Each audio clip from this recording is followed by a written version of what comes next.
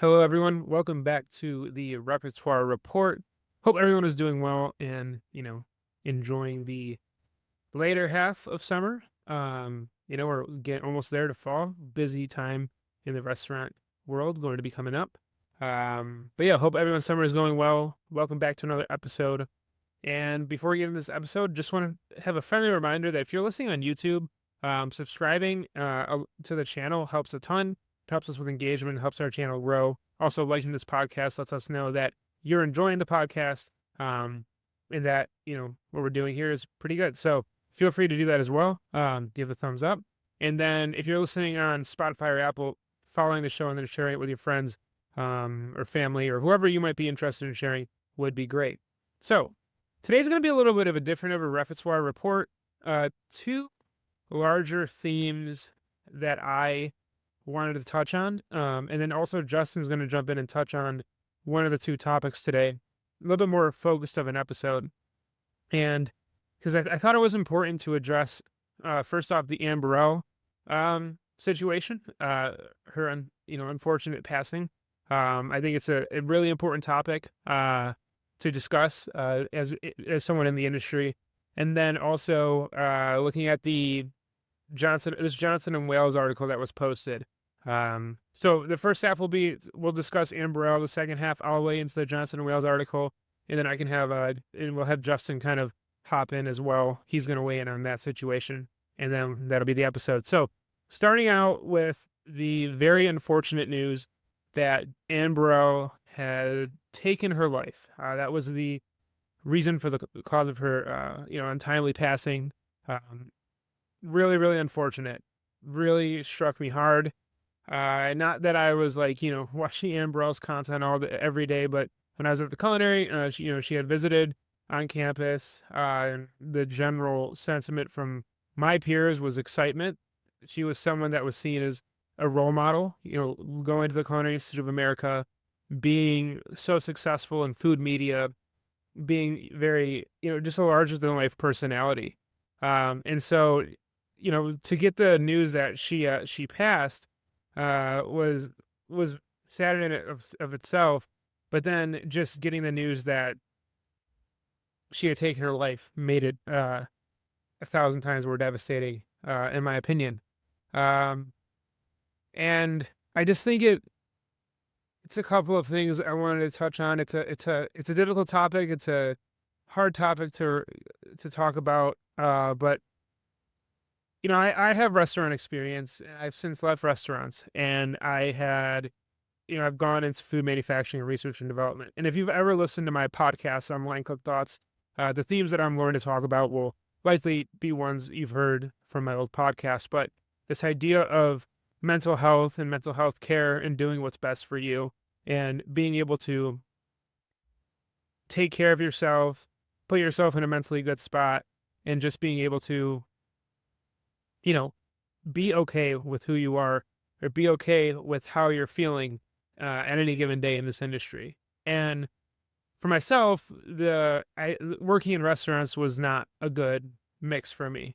Not that I was battling severe depression, but what I dealt with was severe anxiety. I was managing restaurants, and I would have panic attacks that I hadn't closed down the restaurant properly. I would be up at night wondering what I did wrong, if I did something wrong in inventory, or if I didn't order enough product. And that might sound like, oh, it's just like whatever, but no, it really would keep me up at night. It's all I would think about. It would dominate my conversation with people. I kind of secluded into myself, into working insanely long hours, only having a few days off over a few months. The one summer that I was doing this, and worked longer than that, but there was a very difficult summer that I had worked as a chef, and it really, really beat me down. So I understand the mental health deterioration that can come from working in restaurants because I've experienced it myself. High anxiety, high stress, and when you leave it, it's kind of you kind of wonder what your personality is. When I started Line Cook Thoughts, a big struggle I had is that I was in some way leaving this idea of being a Michelin chef. And then when COVID hit and I left restaurants, I struggled with my identity of being a chef in a restaurant at all. When I had left restaurants and went into research and development and food manufacturing, that really hit home for me. It really leaving really hit my ego. It hit my pride. It hit my sense of who I was, and that was really difficult for me for a while. So I say all this to say that, like, everyone deals with it. If you ever worked in restaurants, everyone deals with it. But what I think this has shown me is that, like, it's just not a restaurant specific thing. It's a food industry specific issue. And obviously mental health as a whole is something that we all need to be aware of, and it's something we all need to be aware of with each other.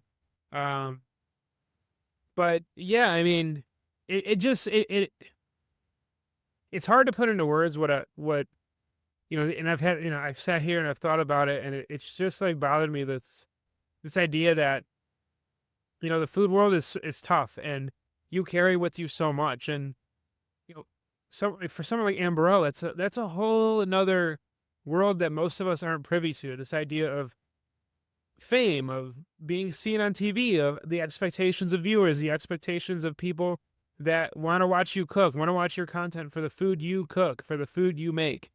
And to have that pressure, to have all of that compounded with the ability, the need to show up, to perform, to put on a show for people, and what restaurants do to us and what could do to you, it's a tremendous weight that I couldn't imagine.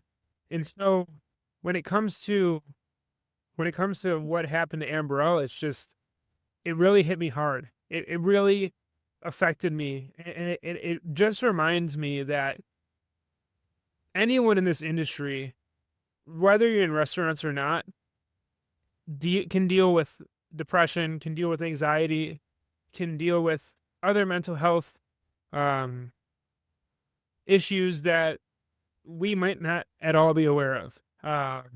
You know, the great people at the Burnt Chef Project, the great people at Humans of the Kitchen, the endless amount of resources that are out there for chefs, for people in the food world. It's tough. It's tough to see this, to see what's happened.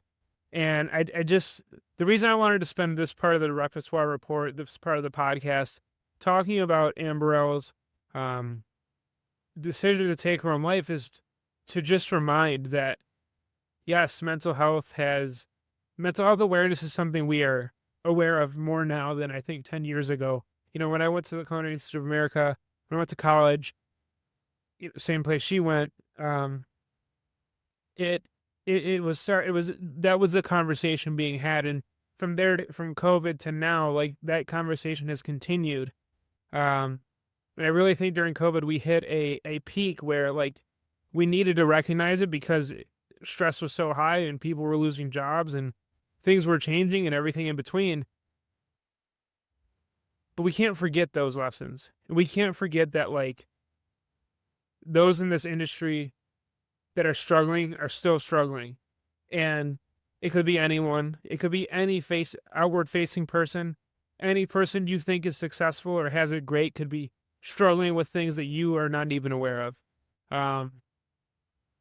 Someone with fame, someone with fortune, someone, I don't know her finances, but, like, someone that, you would deem successful, like Anne Burrell, a role model to anyone who wants to be in food media, a role model for anyone who went to the CIA and wanted to follow her path. The students in my grade that went and saw her as a role model and got pictures with her and autographs with her and got to meet her, to listen to her speak, to a role model for the students when she would go back to the CIA and give these talks and give her time to the next generation of chefs. All those people looking up to her, even that person you have an idea of, you have in your mind a frame of reference of who they are. Even they struggle. And it's just as important to talk about mental health right now as it was during COVID, as it was in the late 2010s. And, I've seen a lot of people talk about Anne Burrell and about Bourdain in the same light. There's been some viral posts going around that have been, pretty pretty tough to read. Not like in a negative way, but just like this idea that like you can have the perceived success, and you still don't know what could ever happen.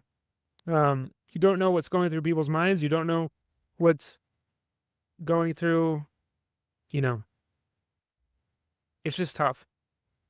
And I'm looking here at just like the outpouring on so many different, I had all these notes, like just the outpouring on LinkedIn, on Instagram, on TikTok, on Twitter, like the outpouring of support and of love and of all that. And it's just a friendly reminder to check in on each other and to care for each other and to be kind to each other and to have humanity for each other and empathy for each other and be there for each other. Even if you're in restaurants, asking if people are okay, asking how someone's day is going, asking if someone seems off, hey, just want to check in, just want to make sure everything's okay. What's going on with you? And if you're not in restaurants and you're just at work in the food industry in general, like it can happen anywhere, man. Like I've seen so many. I thought leaving restaurants, like the stressors of food would go away, of restaurants would go away. I thought the stressors of restaurants would go away when I left restaurants. But the reality is that we carry that with us. We carry that with us no matter where we go. I have instilled in me the anxiety still of that I messed up, that I didn't do something right, that I didn't, that I'm not going to live up to the expectation, that I'm not going to live up to the standard. I carry that with me, that at any moment I could be let go. I could be demoted. I could be torn down. I could be, brought down in front of people. That stays with me. It stays with you. If you've worked in restaurants, if you've gone through that turmoil, that struggle, that stress, it stays with you. It keeps within you. And it's taken a lot of work to like lessen that anxiety. It's taken a lot of work to lessen the burden that can have. But there's still parts of me sometimes where it's like, did you mess up? Did you not do this right? And I've done a ton of work on my own anxiety to like, get to a level where I can, in my professional life, where I can let things happen and be okay with them and not struggle as much with them. But still, like, it's unfortunate, but restaurants just set you off from the bad foot. They're a bad example. They're a bad way for most people on how they manage themselves. So it's just a reminder that we're all human. We're all trying to figure it out. We're all trying to find success. We all have our worries. We all have our anxieties. We have our good days, our bad days, the days that suck, and the days that are amazing. And I'm sure, Chef Burrell had all of those. But at the end of the day, if you know someone who's going through something and they're not doing well, reach out, ask what's going on, try to be there for them. And if you are someone who's going through something, know that like there's people that care about you. There's people that look up to you. We all have someone in our lives that looks up to us, that cares about us, that wants us to succeed. And generally most people that probably want that for you as well. Even if we all don't tell each other enough in the food industry that we want you to succeed, want you to do well. But just being there for each other and being aware of what each other's going through, I think is important. And yeah, just devastated by Anne Burrell. And just the news that she had taken her own life had really affected myself and a lot of people I know. And I just hope, I pray for her and pray for those in the industry and just care for those in the industry that may be suffering and that may be going through something. But just remember that like, at any, we all can have, anyone could be dealing with something much more serious than we think or much more hard than we think. So just being kind in this world of food, just ensuring that people get resources they need with mental health care in this world of food, being a person to lean on, being a person to talk to, I think it's all really critical. And I think, and as you can see, like mental health and caring for it doesn't matter how rich you are. It doesn't matter the perceived level of success you have. We all are going to deal with it. So just being there for each other. So just, rest in peace to Anne Burrell, and just taking a moment to reflect on that.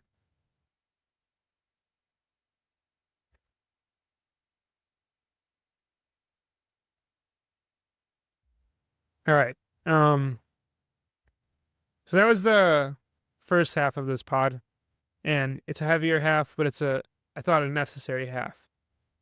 The second half of this pod is going to be talking about an article that came out, um, a few weeks ago that I thought I wanted to address, and I wanted Justin to weigh in. I'm gonna give my thoughts. Justin's going to give his thoughts, and this all ties into this idea of culinary school. Justin and I are planning on doing a more dynamic episode as we get closer to the fall. You know, when usually a lot of people are going into culinary school, or well, like when not enrollment, but when like first days are starting or whatnot.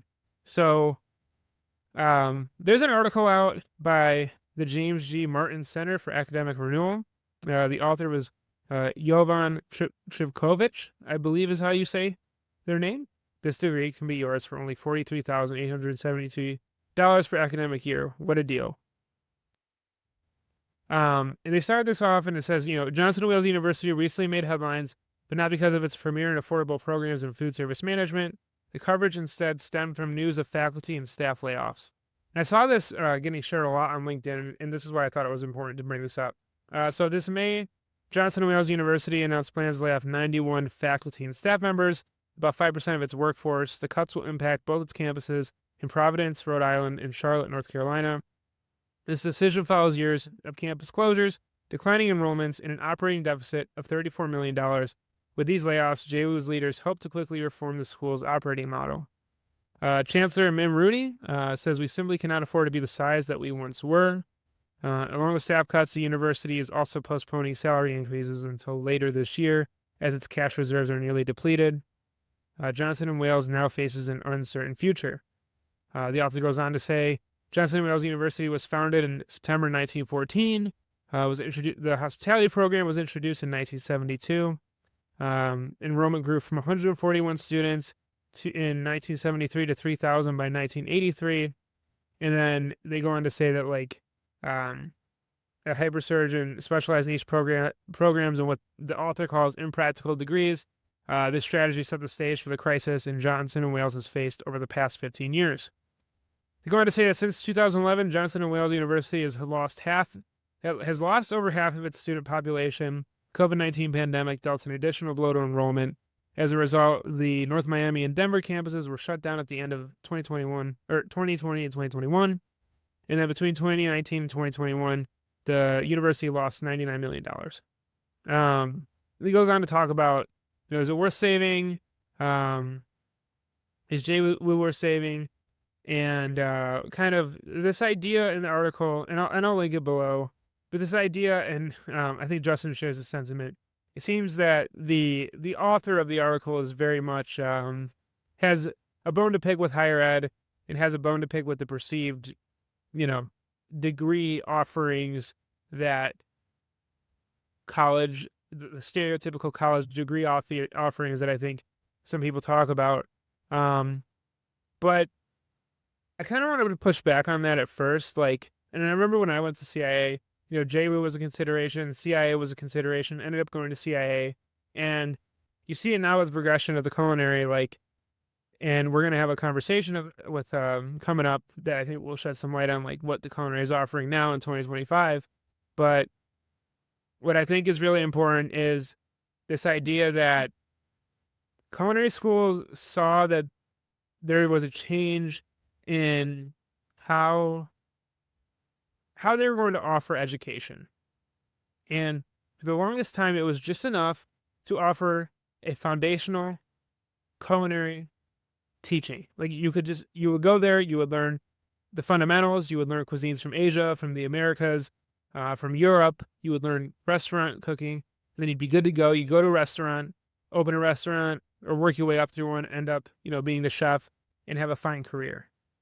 And I think what colleges in the culinary space accurately identified is that their student population wanted more. And that should not be perceived as a negative. And that's where I disagree with this author of this article. Is I disagree that offering different parts of curriculum is wrong or should somehow be shamed. Now you can talk about, was it implemented properly? Was it taught well? Was it given its fair due or was it just kind of added on? And there's always room for critique for that. But I think it's a very like hindsight is 2020, but then not actually seeing the whole picture take by saying, oh, they shouldn't have offered all these like in, the word that they used, questionable value, offering like programs that, aren't able to really, offer programs that maybe aren't focused on the culinary arts. But, JWU does offer other degrees, and like that's the college they are. And this author really kind of goes into like different studies they don't agree with. But I think again that's just it doesn't tie into like the culinary arts picture. And I guess what I will round that out by saying is that like when I went to CIA, the bachelor's degree that I got was really important. We went into marketing, we went into HR, we went into managing a business, all those different things. And like that was really, really crucial to being able to like exit the culinary and go work in restaurants, A, but then B, go work outside of restaurants. And if I didn't have that education, I don't know that I would be as proficient working outside of restaurants as I am right now. And being able to do this podcast and being able to, do some other business ventures, like that all came from like the education that wasn't culinary focused. So I do feel like there is a sort of political or another message in this article that I think is kind of unfair and doesn't really tie into the culinary side of JWU or like the idea of like why Johnson & Wales is failing. And I think the big thing for the culinary program that's like that people need to be aware of though is like they may have overextended themselves. And I think they've admitted they've overextended themselves. And you see this with any business. This isn't a higher education only issue. It happens everywhere. You open up one more location than you need to. You expand your footprint too large. And you've even seen it with CIA with some of their campus closures.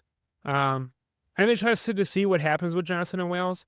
My take is they're going to downsize. They're going to close campuses. They're going to, really like dig back into a culinary focus and still offer like those business academic classes, the social study, the social aspect of their teaching curriculum as well. But I think it's going to be more focused and more tight. And I think that's how they're going to find success. But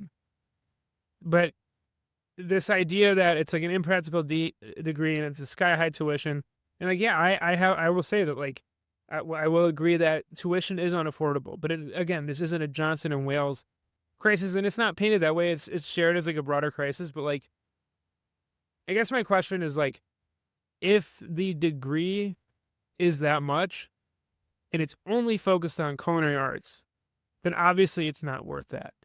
So what is, and even now, even like if you add in everything, like it's still a lot of money and probably not as worth as it should be. But let's say like we went back to like 30 grand a year, 35 grand a year, like you would expect an education in HR, an education in business management, research development, some sort of basic food science, or if you specialize in that food science and research development, manufacturing, like that's what I would expect now.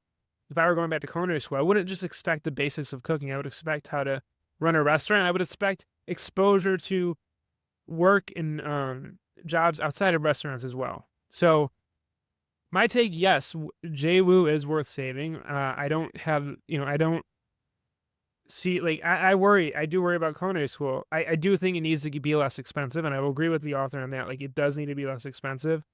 But at the same time, I think if you look at like the 2010s and like now, wondering why higher education offered what it offered, or criticizing what it offered without like understanding that like that was kind of also the demand of the market. The market, like CIA, there's like credit to them, they've diversified a ton. Like the amount of different degrees you can get, the amount of different opportunities you can have there, what they teach now, the master's courses, like And there's people that are going to say it's not worth it. There's people that are going to say it's all right. Like, I financially don't have the ability to do that, and don't like see, like, I will not take out more debt to do that. If you have the funds to do that and see that as the next step in your career, like, go for it. And there is a market for that. But to just like simply brush off JWU as a failure of trying to be like a traditional college, or trying to be a college that offers more than just how to cook. And I think that, like, for me, knowing Johnson and Wales alum, I see it more as an issue with how they've expanded and extended themselves over the quality of the teaching that they've had. I've worked with tons of Johnson and Wales alumni who really thought the food science program were great. I've worked with a ton of Johnson and Wales alumni that are like leaders in companies and doing really well outside of restaurants. And I personally think Johnson and Wales, when I went to school, if he would have told me, like, they probably would have set me up a little bit better on like the food, like the research and development and food manufacturing side, because they had a little bit more of a built-out program from what I've heard from people I've worked with and seen in their expertise. So I disagree that it's like an offering, and I personally think it's an overextension. And I think Johnson and Wales needs to get back to maybe a singular campus or two, focused obviously on like the food world, but also like not just restaurants, which I think if I were to give them a pro, that would be the pro, is actually they are focused on other things besides just restaurant work. But I really think that's it. And I do think, going to college is really expensive, and it's unfortunate, but a lot of people are priced out of it. And there's going to be a tipping point as to college is only available to those with able to get, amount of an amount of loans, which is now being capped for many, or you're being priced out because you just simply can't afford it. And so, yes, the price needs to come down in some way, but again, that's a higher education broad problem. I do think that that JWU is good. I do think a market against CIA is good, even though I love my time at CIA. I love like the CIA. I go back there. I love the college. I think competition in any space is good. I think that Johnson and Wales overextended itself, and I disagree that, like, what the author said about different, you can read the article, different studies they might have, or different offerings through the coursework. I mean, like, again, that is something that A, is brought on by what prospective students are asking for, and B, it's brought on by like trying to have a more well-rounded education or higher education experience throughout your college tenure. And like, there were many things that I missed at the CIA: food manufacturing, research and development, like those things I missed. And I didn't go call side, but like, I feel like in food business management, we should have covered a lot more of those things. In HR, like deeper understandings of HR and deeper understandings of workplace guidelines, like all that's important. If I'm getting a bachelor's degree, that's what I would expect. It's CIA hit a lot of those notes, but I wanted it to go even deeper. And so for me, like, this idea that they got to just get back to the roots of cooking, I disagree with, because that's just not the industry anymore. And it's just not what we need anymore as people in the industry. We need more than that if we want to elevate ourselves and have a diversity of job options besides restaurants and hotels. So those are my thoughts on that article. Share it down below. We'll love to hear your thoughts on Johnson and Wales. All right, so Justin's coming on. He's going to give his take, and then we're gonna wrap it up. All right, this Johnson and Wales story, I did not see this coming. I clearly, as you can see by reading the piece, if you take a second to go into the article, it's linked in the show notes. You can see that the person who wrote this piece kind of has some sort of vendetta against either university education, higher ed. It's like a dunking attitude to the writings and the language that's used in this piece. And so I want to offer maybe a palate cleanser just really quickly to kind of just empathetically say I'm sorry to, the staff, the people who are getting laid off in this situation, the students who are there now who have this like uncertainty that they're probably experiencing. I can only imagine what it's like to be going to an institution when you're reading that maybe this place is going to potentially close. And then this affects the alumni as well, because you graduate from a place. I know that I certainly look at the place that I went to school, which was CIA, in this light, and say, I still have this piece of paper, which is my diploma that shows that I graduated with this degree. And I don't use it in the same way that I did when I was initially coming off of that, because you kind of buffer your experience where you don't have to rely so much on the credentials that your institution gave you. And you can use your resume to kind of back up why you should hire me, why I should work with you on this project, why I am deserving of this role, why I can impact this organization. And what first came to mind is kind of what happened in, I think it was 2016 with Le Cordon Bleu. This situation kind of rhymes with that situation. And what we saw with Le Cordon Bleu was a problem of, one, it is a for-profit company who is having struggles getting enrollments, and they were really trying to get all of that stuff offloaded. They were trying to get acquired. They were trying to have somebody come in and take over Le Cordon Bleu and then say, okay, you guys can run with it, whether that ended up being a private equity deal or a merger with another organization, with this which this article also talks about, which again makes me think that, is that really likely to happen? In the environment of, regulations may be changing, and the environment macroeconomically is maybe a little bit different now. We might see that with Johnson and Wales. But if we're showing all of these numbers going and the charts are going down and to the right, I don't necessarily know if that's all that compelling of a proposition for anybody to come in and turn things around. And so I guess that's kind of where I start, is just being sorry to the people who are involved in all of this. I can only imagine. And, the article goes into some of the numbers. Maybe we can transition to that part. And as I bring these up, you got to kind of keep in mind, like, this article did not pull any punches. They were like very harsh and very objective with how they lay out the situation. So let me read a couple of these to you. Quote, "This May, Johnson and Wales University announced plans to lay off 91 faculty and staff members." And on the surface, that might seem like a lot. And then it kind of like couches that with saying it's about 5% of its workforce. And so from there, you start to think there's 20 times more people than 91 working in the organization. And then you kind of look at the number of locations they have and you're like, oh my goodness, this is kind of like really ballooned. And on that surface level analysis, it sounds like a bloated organization. I would not have thought that like this many campuses servicing this many students on some of the specialties that they are trying to put forth into the market, it starts to kind of make sense. I'm again, swapping hats again and trying to be objective here and say, like, if this wasn't connected to my industry and we were reading about this in another specialty or vertical, would I look at this and say, no, this shouldn't be happening? I don't necessarily know. It also says, quote, "Declining enrollments and an operating deficit of $34 million, along with staff cuts, the university is also postponing salary increases until later this year, as its cash reserves are nearly depleted." And then that also starts to cast doubt, at least in me, because I'm looking at the situation and saying, okay, we can be super optimistic and say we want to change these things, but the war chest is empty, right? Like, we can't invest into something that's going to make any of this more compelling. And so what are your options? And the article kind of talks about some of the strategies, like lower the cost of enrollment. That's not exciting to hear, because now, are we going to pay our staff less? Are we going to not be able to have facilities that make students excited about, like, maybe I should decide to do my culinary education here? All things to be kind of thinking about. Another quote, "Since 2011, Johnson & Wales University has lost over half of its student population.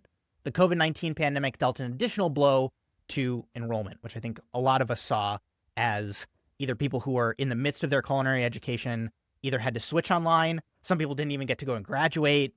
It was a whole thing when COVID happened. Another quote here, "Johnson & Wales University may be the only 4-year accredited college offering a degree in food and beverage entrepreneurship with the option to minor in cannabis management. Beyond that, the university offers a colorful array of minors, including adventure tourism, beverage service management, and craft brewing, among others. The lineup of hyper-specialized majors and impractical minors gives Johnson & Wales a distinct University of Phoenix vibe. It also raises serious questions about whether these programs align with actual market demands." This aligns with something we talked about on the show last week when we were discussing the rise of being able to get education on individual specifics and specialties on something like YouTube, on something like an online course, on something like a temporary internship, or you go to a workshop somewhere and you learn a hyper-specific skill because you're interested in it. It applies to the work that you're doing, but does it have to have the associated price tag of what a Johnson & Wales might end up charging? And that, I think, is fundamentally where there's a disconnect and where people start to feel stuck, because you're also, I felt like this going to CIA, where there was only, 2 paths you could go down. You can go baking and pastry, or you could go culinary. And for all intents and purposes, everybody in the culinary side who graduated, unless you were going to stay on and do your bachelor's, we all graduated with quote unquote the same degree. And so there was no differentiation. And so Johnson & Wales probably looked at that and said, hey, if we're having students who are interested in brewing, or if we have somebody who wants to go open their own wine bar, or we have somebody who wants to kind of like be the culinary director at a cannabis food company, we should be offering some sort of educational resource to help supplement that and also differentiate the person who is going to be graduating with somebody who just wants to focus on restaurants. The problem is, I think a lot of this like backfired because you get into the industry and who's going to ask that question? Like, are you competing with other people who have any of these degrees?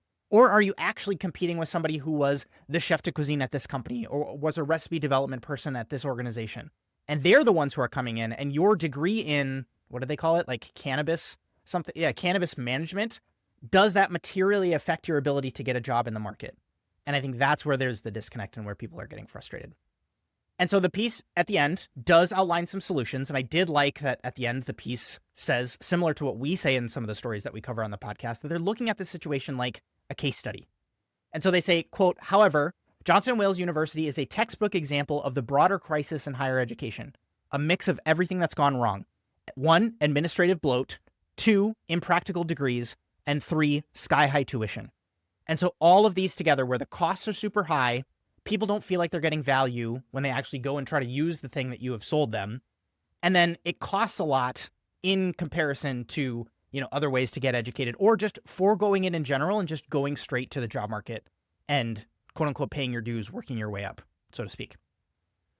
The piece also says, quote, the leadership must also eliminate weak degree programs, consider closing its satellite campus in Charlotte, and refocus on the school's core strengths. Lowering the cost of attendance would not only be a relief to current students, it could also help attract new ones. Leadership should explore innovative academic offerings, such as 3-year undergraduate programs, alongside solid financial planning and strategic partnerships, potentially even with a merger with another institution. And so I don't agree with all of those, because as I outlined kind of at the beginning of this rant, I don't think that the financials make it an attractive merger situation. Also, from a brand perspective, it's like, okay, you're going to take these assets in, but they're like these declining assets. Again, you have to have somebody who's really talented on this like turnaround. Again, private equity tends to be the specialist in this situation. But when a school bases all of this stuff on brand, I don't think we have enough examples of schools having these turnaround situations.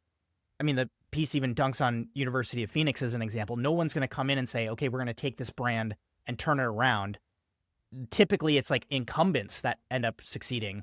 And you're better off if you're going to, like put money somewhere. It's going to be in somebody who doesn't have any sort of reputation that you have to claw back and rework and rebrand. And that's really where the problem lies. Also, same thing with like lowering tuition. That's a really, like, that's kind of not something that happens in higher education, where you sign up for this, you're committed for 4 years, and then the school's going to come and say, hey, just so you know, we're lowering the costs. It doesn't typically work like that, at least not from what I've seen. You folks can let me know.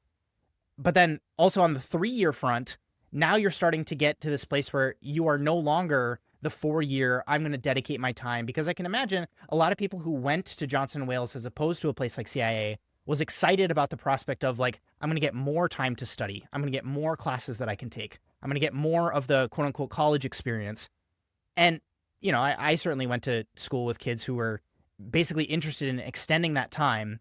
One, so that they could kind of just live it up a little bit more in the college side of things. But once you start to say, okay, instead of 4 years, it's 3 years, you've sort of lost that too. And so I get a little bit frustrated seeing some of these suggestions, and I don't really see them being played out. And so the piece also talks about like, we might just be seeing the downfall of this happening, and we're going to really have to see some leadership come in and make some real strategic moves in order to see this get turned around. So that is going to be it for this Repertoire Report. Thank you all again for listening to the show. Again, on the topic of Anne Burrell, thoughts and prayers to her and her family. If you are struggling, if someone you know is struggling, I'm going to have in the show notes links to some resources, but please, please, please know that you are wanted, know that you are needed, and that people look up to you and care for you, and just be there for each other. Also, Johnson & Wales, please let me know in the comments, send us an Instagram DM, let us know on TikTok or whatever. Like, let us know your thoughts on that. I think there's worthy discussion about culinary school, and Justin and I are going to be getting into that more. If you're on YouTube, please like and subscribe. If you're listening on podcast, please follow, and I will see you all on the next Repertoire Report. Thank you all.